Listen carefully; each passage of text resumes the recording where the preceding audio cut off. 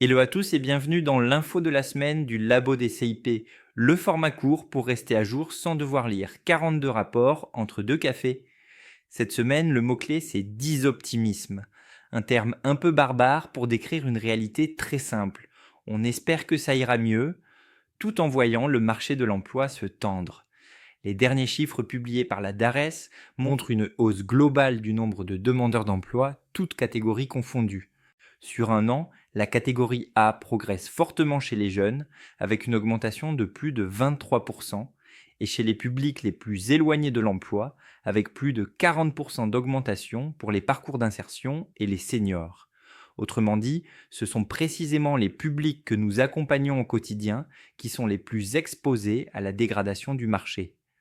Autre information majeure cette semaine, France Travail a été sanctionné par la CNIL à hauteur de 5 millions d'euros suite à une faille de sécurité ayant permis l'accès non autorisé à des données personnelles de plusieurs centaines de milliers d'usagers. Cet événement rappelle à quel point la question de la protection des données devient centrale dans nos pratiques, alors même que les démarches sont de plus en plus dématérialisées. Côté politique publique, l'expérimentation des territoires zéro chômeur de longue durée est prolongée jusqu'à fin 2026, mais sans garantie de pérennisation.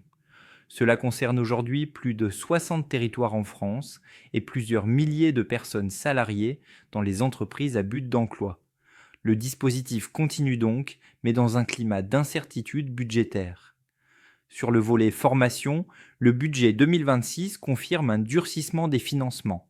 Le ticket modérateur CPF est désormais fixé à 103,20 € pour de nombreux parcours, certaines formations deviennent moins accessibles et plusieurs aides périphériques, comme l'aide au permis pour les apprentis dans certains territoires, sont revues à la baisse. Enfin, l'IA continue de s'imposer dans les outils de recherche d'emploi. Les plateformes comme LinkedIn, France Travail ou les simulateurs d'entretien automatisés développent des systèmes de plus en plus agentiques, capables de proposer, filtrer, voire prioriser des candidatures sans intervention humaine directe. Selon plusieurs études européennes, plus de 70% des recruteurs utilisent déjà des outils d'aide automatisés dans leur processus. Dans ce contexte, notre rôle évolue clairement. Moins de simple mise en relation, plus d'accompagnement stratégique, de sécurisation des parcours et de traduction humaine d'un système devenu de plus en plus complexe. C'était l'info de la semaine du Labo des CIP, pas pour plomber l'ambiance, mais pour garder une longueur d'avance. On ne prédit pas l'avenir, on aide juste les gens à mieux y entrer. Et pour celles et ceux qui veulent creuser, la veille complète et détaillée est disponible sur lelabodcip.fr dans la rubrique La veille du labo. À la semaine prochaine!